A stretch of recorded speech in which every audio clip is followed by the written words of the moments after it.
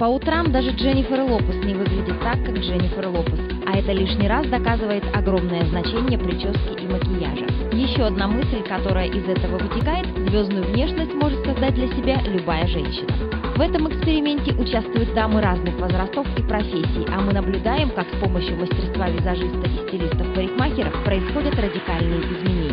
На каждой из моделей сделала макияж, подходящий непосредственно к колористическому типу и, наверное, все-таки соответствует еще и возрасту, и плюс профессия. В одном варианте со светлыми волосами я сделала все-таки как раз макияж без макияжа, да, и сделала акцент на чистой такой нежной коже. В другом случае тоже очень актуально все-таки остается всегда это стрелки, причем любой толщины, любого цвета, любого размера, да, то есть мы можем с ними также дальше работать как угодно. А один еще из макияжей я сделала немножечко более классический ретро-стиль.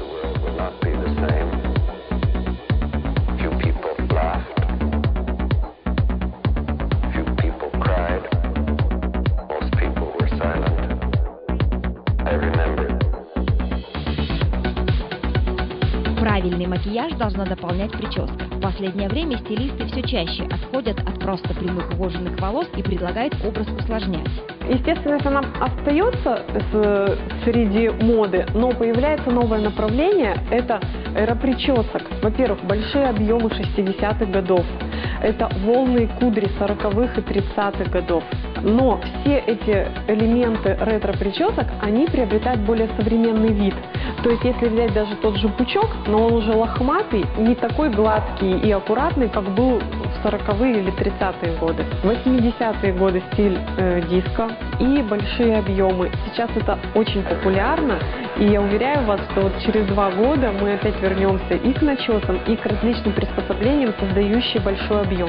И как это бывает у звезд, время от времени в жизни происходят фотосессии.